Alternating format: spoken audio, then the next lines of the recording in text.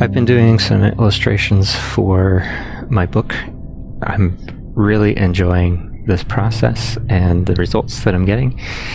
I'm going back to sort of a very traditional way, sort of how I first got into doing anything digitally, which was to use all of my drawing skills on paper and scan my ink, scan my black line work, try to get as clean and high contrast as I could, because the scanners back then were not as good. So things have become a lot easier now, but I just wanted to show a little bit of what I'm doing right now. Basically, I'm just going through, these are not the colors that I'm necessarily going to keep, but I have chosen colors that kind of speak to me about the piece, either for the overall tone or saturation, but mostly I'm just using colors to help identify and isolate the line art and the background and these color layers. So again, I'm keeping this really, really simple. I love these drawings. They're chunky, they're quirky, they're imperfect, very stylized, very cartoony in some ways.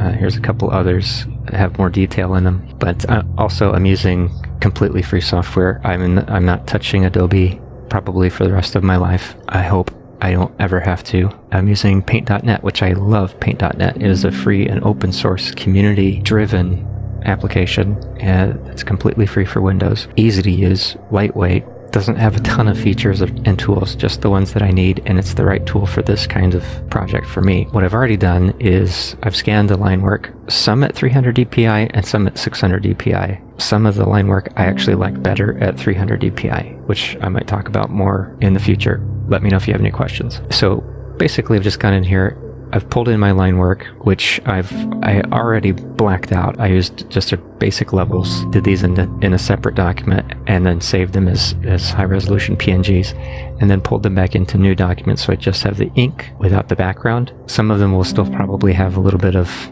gray in them, but I'm really leaning into the imperfections, the texture of the paper and the ink. This one was done with a Sharpie. You can see I've got a lot of gray in here in the black, and actually I'm probably going to keep most of that, but I just wanted to show how I'm going about coloring these and kind of the process. So this is how I've just dropped this into Paint.net, into a new document, and the first thing I'm going to do is rename my layers. This first one's just going to be ink, so I know exactly what it is. I'm going to create a new layer. This is all raster based, by the way. It's all pixel, and I'm using hard pixels, hardly any anti-aliasing. This is going to be my color layer, and I'm just going to go to the lasso tool and show you how I do this. I could use the magic wand selector, and of course, if you're using Photoshop or whatever else you might be using, there's a lot of selection tools. I don't want to use any of those because I want to choose where the paint goes, where the color goes, and so I like to go right in between the line.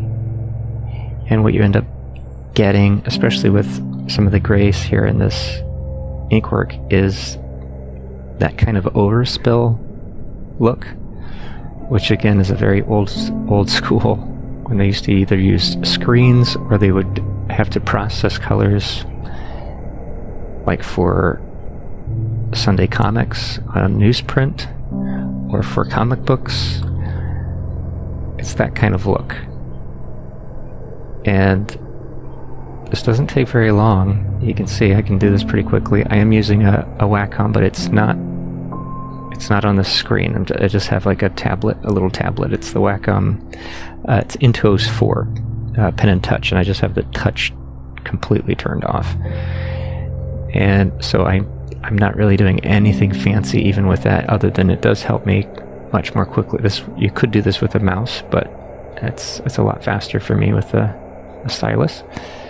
And I have my selection here set on union or add, so that every selection I make is just adding to it. You can see here I'm just lassoing around the edge and then back into the drawing. I want just this entire thing to be selected so that I can paint bucket fill it with a paint bucket and have the pixels separate on the color layer from the alpha or the transparent. So that's what I'm doing. And I can be a little bit more loose in the black area, but I am still going to try to go all the way to the edge and imagine where that solid line would be that, of course, is just filled in, but I'm just going to the edge. I don't want to go outside of it. I want to stay inside of it. And this is also why I'm not using the magic wand selection tool, because it will do its best to stay off of the black, and I want to be right in the middle of the black.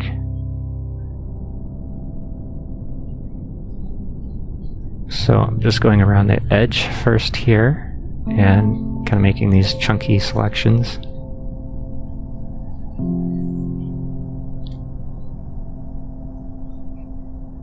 And then I can quickly go into the interior and select that as well. So once we get almost all the way around here, see there's some gray right there at the edge, which I think will look neat when you have that little bit of overspill with the color.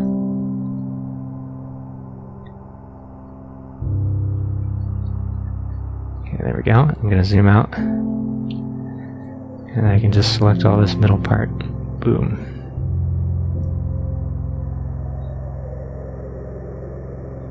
There we go. F on the keyboard for the fill bucket. And let's choose a color. This is a phoenix. It's a very stylized phoenix, but it's supposed to be a phoenix. So I think I'm going to go for like a red or maybe a magenta. Let's go with this one here. See what that looks like.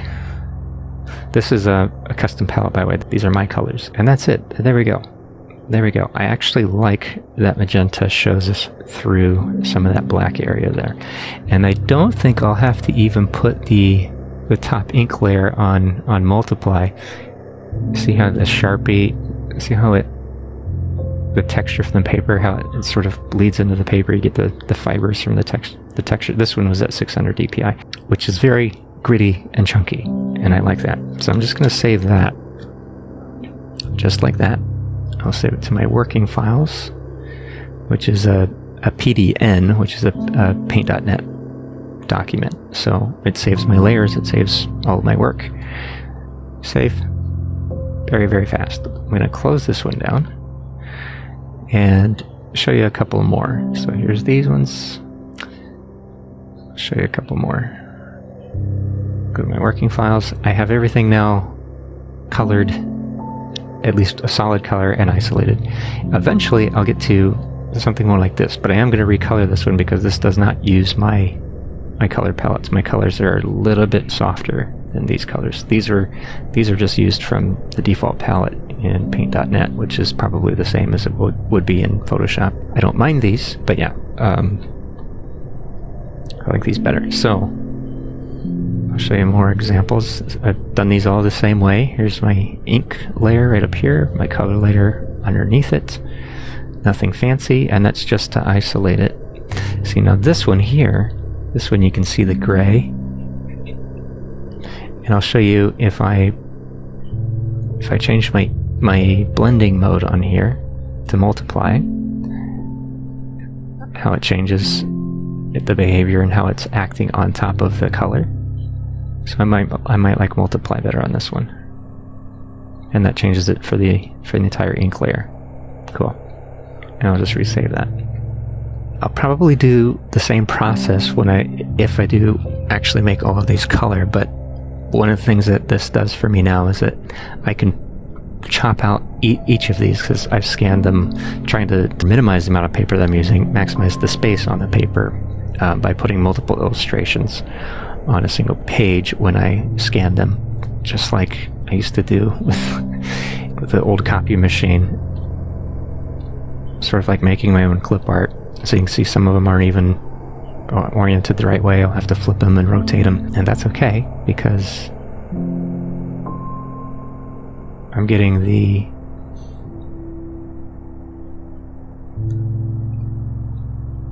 process done the way that I want, and